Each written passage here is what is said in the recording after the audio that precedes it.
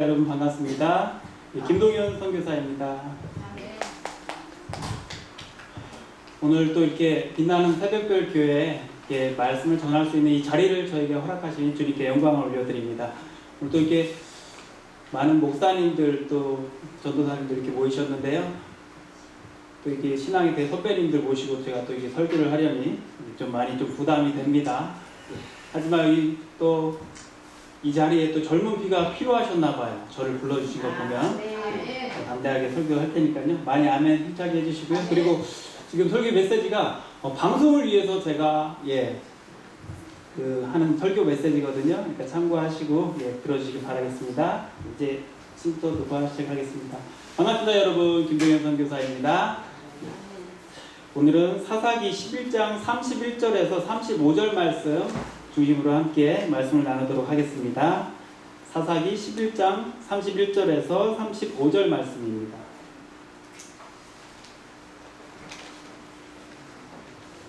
자, 구약성경 사사기 11장 31절에서 35절 말씀 함께 읽겠습니다. 내가 암몬 자손에게서 평안히 돌아올 때 누구든지 내 집문에 나와서 나를 영접하는 그는 여호와께 돌릴 것이니 내가 그를 번제물로 드리겠나이다. 이 입다가 암몬 자손에게 이르러 그들과 싸우더니 여호와께서 그들을 그의 손에 넘겨주시매 아로엘로부터 민닛에 이르기까지 20성읍을 치고 또 아벨그라빔까지 매우 크게 무찌르니 이에 암몬 자손이 이스라엘 자손 앞에 항복하였더라. 입다가 미스바에 있는 자기 집에 이를 때 보라 그의 딸이 소고를 잡고 춤추며 나와서 영접하니 이는 그의 문왕 동료라. 입다가 이를 보고 자기 옷을 찢으며 이르되 어찌할꼬 내 딸이여 너는 나를 참담하게 하는 자요 너는 나를 괴롭게 하는 자 중에 하나로다. 내가 여호와를 향하여 입을 열었으니 능히 돌이키지 못하리로다 하니. 아멘.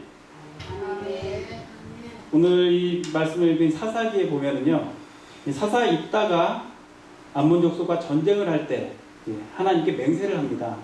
이 전쟁에서 승리를 하게 해주시면 승전보를 울리며 돌아올 때 가장 먼저 나를 영접하는 사람을 하나님께 번제물로 드리겠다고 하나님께 소원 기도를 합니다. 하지만 아니나 다를까 이스라엘은 그 전쟁에서 승리합니다. 근데 이 푼수 같은 딸이 전쟁에서 이겼다고 소고를 치고 춤을 추면서 가장 먼저 나와서 입다를 영접하는 것이었습니다. 입다는 탄식을 하면서 내 딸이여 너는 나를 참담하게 하는 자요 라고 말합니다. 입다의 딸의 죽음은 하나님 때문에 죽은 걸까요? 입다 때문에 죽은 걸까요? 입다의 딸이 죽음을 하나님이 기쁘게 받으셨을까요?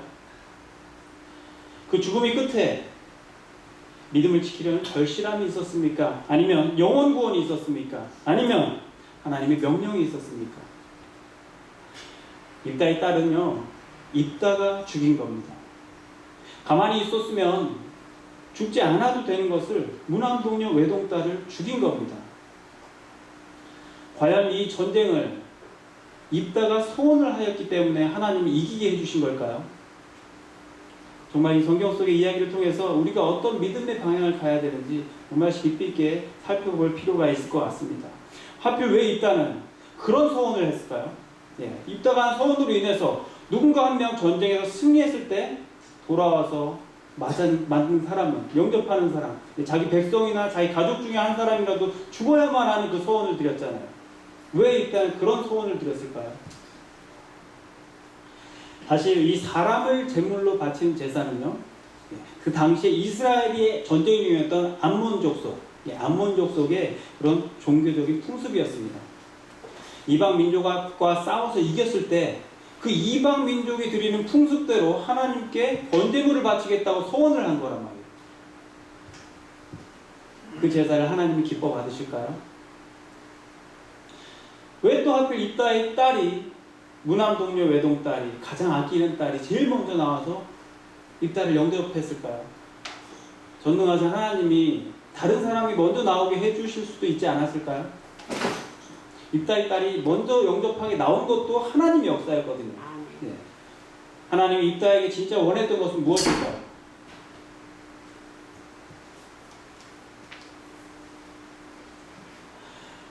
하나님이 원했던 것은 입다의 딸이 번제사가 아니라 입다의 회개를 원했습니다. 그 잘못된 소원기도, 그 잘못된 소원기도를 하는 입다의 그 회개를 원하셨는데 정말 미련한 입다는 자기 말 고지고대로 하나님께 그 딸을 바치고서는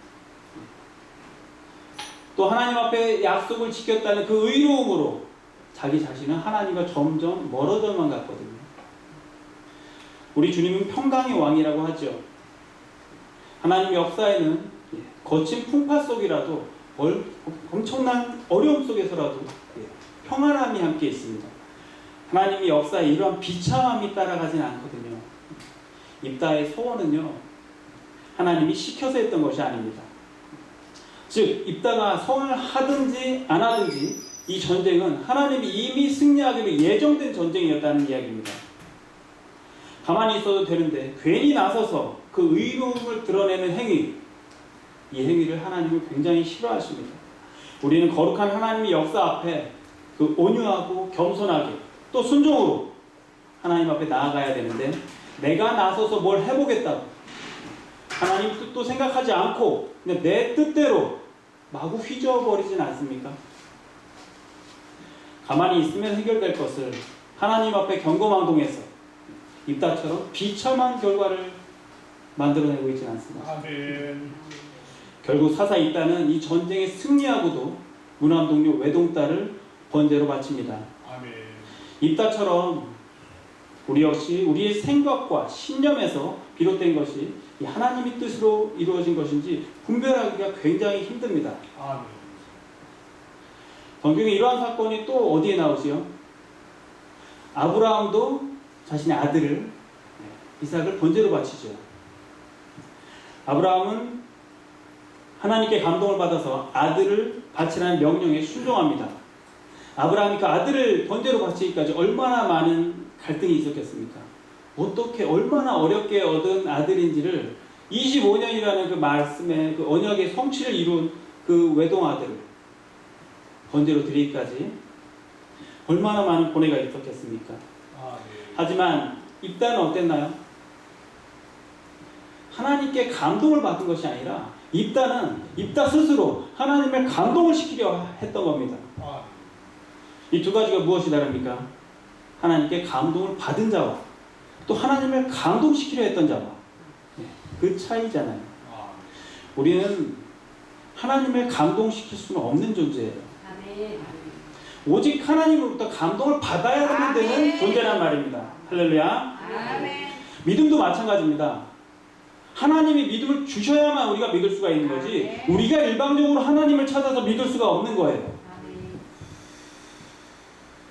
우리가 일방적으로 믿으면요, 그것은 신념이 됩니다. 여기서 아주 중요한 거 한 가지만 짚고 넘어가겠습니다. 이 종교적 신념은요, 예수님이 없어도 성립을 합니다. 그래서 조심해야 돼요. 사람들이 부처를 믿는 거요, 신념입니다. 사람들이 알라신을 믿는 거요, 신념입니다. 성모 마리아가 기도를 들어주기를 원하는 거요, 그것도 신념입니다. 무당이 무슨 소원을 들어주길 바라는 거, 이런 것이 모두 다 종교적인 신념이에요. 그런데 그런 신들이, 소위 말해 세상 다른 종교들이 있는 신들이 진짜로 존재합니까? 그 신들이 진짜로 존재하는 것을 사람들이 믿는 겁니까? 모두 다 허상이잖아요. 마귀가 하는 장난이고 사람들을 속이는 거잖아요. 인간은 영적인 존재이기 때문에 영적인 갈급함이 있고 무엇인가에 의지하게 돼 있어요. 그것을 이용해서 마귀가 사람을 속이는 겁니다. 세상의 신은 창조주 우리 하나님밖에 없습니다. 할렐루야. 그래서 유일신이라고 하잖아요. 그 진짜이신 하나님을 믿지 못하게 마귀가 다른 신들을 진짜인 것처럼 포장해서 속이는 겁니다. 엄밀히 말하자면 세상의 모든 종교들은 인간이 신념이 만들어낸 결과물이에요. 그래서 기독교는 종교가 아닙니다. 종교의 뜻이 인간이 하나님을 찾아가는 과정을 종교라고 하거든요. 근데 우리 기독교는 어때요? 거꾸로 하나님이 우리를 찾아오신 거잖아요. 이 세상의 종교는요, 인간의 신념에서 비롯됩니다. 그리고 이 신념이 인간의 병을 고치기도 합니다. 플라시보 효과라는 말 들어보셨습니까? 정말 내가 믿으면 그 강한 신념이 내 몸에서 나타나는 거예요. 하지만 하나님은요, 인간의 의지로 믿는 이 종교적 신념을 그런 신념으로 나를 따르지 말라고, 나를 믿지 말라고 말씀하십니다. 10계명 중에 제1계명이 무엇이죠? 나 이외에 다른 신들을 내게 두지 말라. 하지만 이 말씀이 다른 신들을 인정하는 말씀입니까? 다른 신들이 없잖아요. 허상이잖아요. 근데 왜 제1계명에 나 이외에 다른 신들을 두지 말라고 말씀하셨을까요? 이 제1계명의 히브리어 원어를 살펴보면요, 나 이외에 다른 신들을 두지 말라는 말이 아니라 나를 다른 신들을 섬기는 것처럼 그것과 같이 나를 섬기지 말라는 말입니다.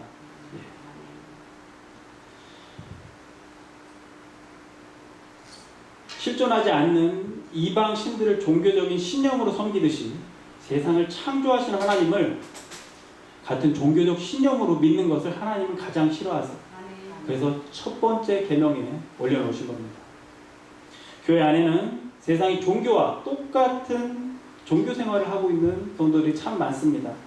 마치 비나이다 하던 그 산신령의 자리에 십자가를 걸어놓고 기도하고, 불상이 앉아있던 자리에 십자가를 대신 걸어놓고 기도하고, 그런 신앙생활이 너무도 많다는 겁니다. 하지만 하나님은 그렇게 신앙생활하지 말라고 제1계명에서 말씀하시고 계십니다. 이 믿음은 하나님이 주시는 것이고요.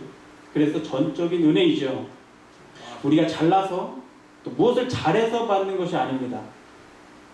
감동도 역시 하나님이 주시는 것이고 우리가 하나님을 감동시키는 것이 아니에요. 그래서 하늘을 감동시키는 기도, 하늘의 보좌를 흔드는 기도, 그런 기도는 우리는 할 수가 없는 거예요. 우리가 100만 년을 기도해도 하늘의 보좌는 흔들리지 않습니다. 우리가 몇 조금 노력했다고 하늘의 보좌가 흔들린다면 하늘나라는 맨날 지진으로 시달리겠네요. 그런 마음으로 십자가 앞에서 드리는 기도가 옛날에 할머니들이 정한수 떠놓고 빌면서 산신령을 감동시켜 했던 기도와 무엇이 다르겠어요? 3,000배를 드려서 부처를 감동시켜가지고 원하는 소원을 이뤄내는 기도와 무엇이 다르겠습니까? 하나님은 세상의 신을 섬기듯이 나를 섬기지 말라고 분명하게 말씀하고 계십니다.